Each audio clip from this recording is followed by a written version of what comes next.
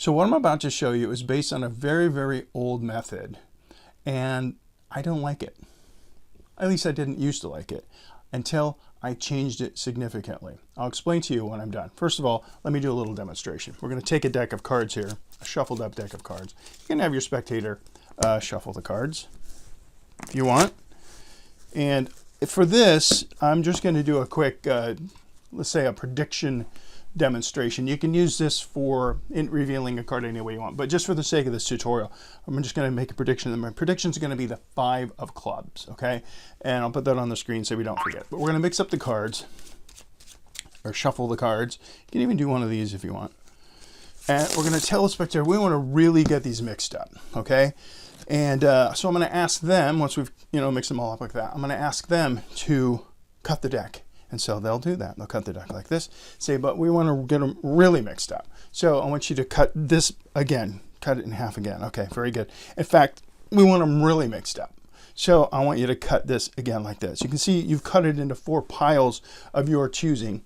But we're going to do something uncalled for. We're going to not only mix them up, we're going to mess them up, okay? So what? Point to a pile. Have a spectator point to a pile. Okay, that one? Okay. Point to another one. Okay, that one? Okay. And then this one's left. Now we've done more than shuffle them. We've mixed them up, and then we've messed them up because they're going every which way. But to make it even worse, let's shuffle them again.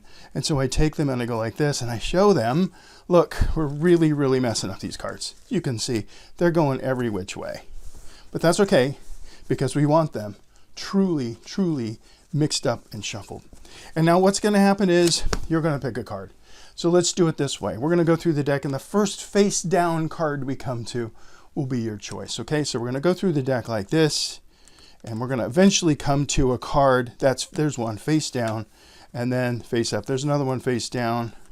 You can see they were all mixed up here, all messed up, I should say. But you landed on that one after we shuffled and cut so many times. And that one, of course, was my prediction, the 5 of clubs. Alrighty then. That one is an old principle. Some of you, if you're old like me in Magic, you may have recognized that idea, because I think it's called, I may be calling it the wrong thing. I think it's called a turnover force, or a turnover force, or something like that. Whatever it was called, I didn't like it, and I'll tell you why. So, you know about the crisscross force. Let's say we want to force the Jack of Diamonds. Crisscross force, they would say, cut the cards, and then we crisscross it like this, and we draw their attention away from the deck for a couple minutes, a couple seconds, say, let's see where you cut to, and we basically force the top card. That's a crisscross force. The turnover force, the one that I don't like, is similar, and it kind of worked like this. Let's say we're going to force the 9 of clubs this time. What we would do is we'd have the spectator cut the deck and anywhere they wanted to, and then we say, okay, now we're going to really mix up the cards. We're going to go like this, and then we're going to go to the first face down card. And when we go to the first face down card, we're really going to the top of the deck, much like the crisscross force, and we end up with our force card. Okay, that's okay. I don't like it. So I thought, how can we make that more confusing? Confusing is good because we're doing magic. We want to confuse people a little bit and make it look like cards are mixed up. And so we're going to do the turnover force, but we're going to make it more elaborate in a way to make it look like the cards are really, really shuffled. But we're really ending up with the same setup. Here's what I mean. When you do that, again, 9 of clubs will be our force card. When you do that old version where you go like this, you turn them upside down, and then you come to the first face up card, you're really in this position. Whoop, that one's a mistake. Don't pay attention to that one. You're really in this position like this. And this was the top of the deck. So this is the card they're going to end up with. But I don't like that. We can do better. So here's what we're going to do.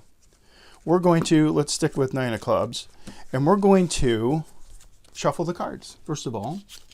And remember, I do this a lot. If you see in my other videos, I do this a lot where I shuffle before I do a force. I'm just retaining that top card. And I don't want to go over it in this video because I have a lot of videos about that. But it's called a retention shuffle. And I'm just, or a slip cut. It's also called a slip cut. And we're going like this, and I'm keeping that card on top. And I don't care if I drop a few like this because it just looks like they're more shuffled, because they are. we're actually shuffling the deck. The only thing we're not shuffling is the top card. So anyway, I always start with something like that. Makes it way more powerful.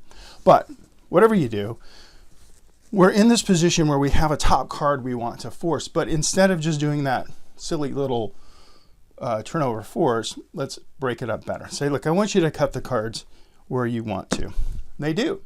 Let's do it again because we really want them mixed up and we want them to get into 4 stacks. So just by doing this, we've made it a little bit more complicated and harder for our spectator to follow in a way, in a good way. When in reality, we still have the deck where we want it and our force card right there. Now you'll notice when I demonstrated this, I picked up the first packet. They don't know what's going to happen, so it doesn't matter. And I say, look, we don't want to just mix them up. We want to mess them up. We're going to put them every which way. So I picked this packet up. Understand, I have the force packet, if you will, right there. And I say point to one, because it doesn't matter where I put it. Let's say they point to this one. I'm going to go like this. I'm going to turn it over again, point to another one. It doesn't matter where I put it. Turn it over again, go like this, turn it over again.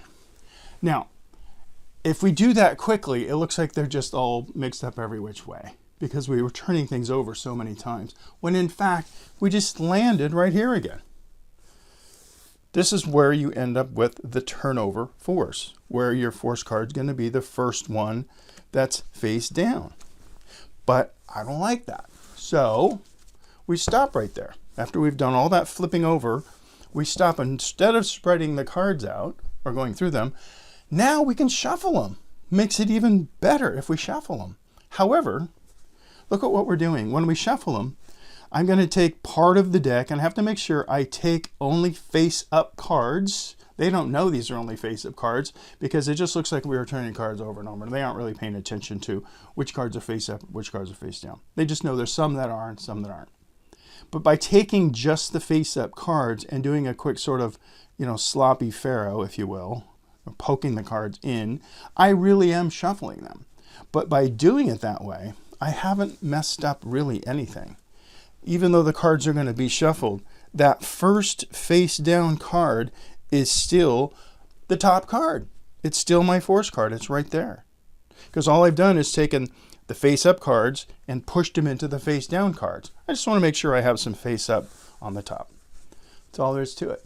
And now we can go through the deck. And when we do, we're going to get to that first face down card, our force card. I like to show them that, it looks like, well, you could have had anything because there's a lot of face down cards in here just for psychological reasons.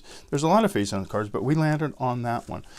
So we're doing the same thing, but making it confusing. This is an example of improving an old method, an old card trick that just with some simple steps and adding a little bit to it makes it way more usable, in my opinion. Okay, I'll review it really quick. I might be talking fast today. I don't know why, but let me review it real quick. So we have our force card. We'll stick with the 9 of clubs. Silly shuffle like this, retention shuffle like this. You can even do one of these if you want. As long as you know what the top card is, you can use this as a force or prediction, whatever.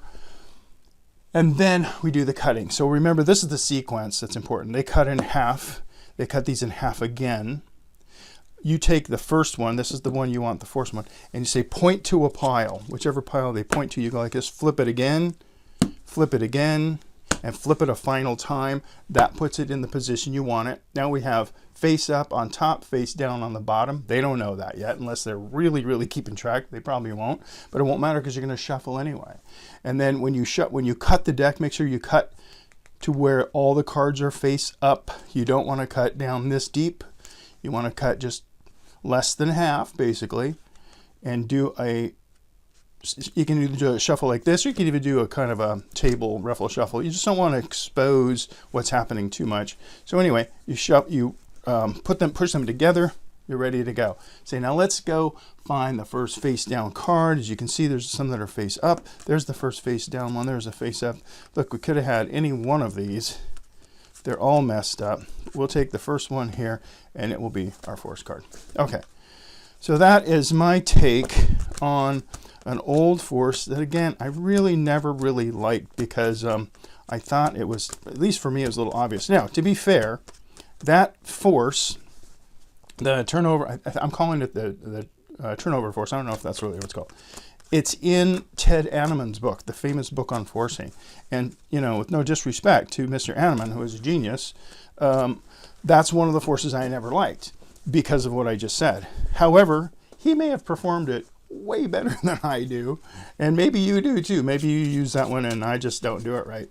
But this is the way I like to do it, with the 4 packs, flipping things over, and then that final shuffle, I think, really cinches it. That gives you another really, really fun force that you can use for forcing a card or just doing a simple prediction trick like that. Okay, so have at it. Enjoy that one. I hope it works for you.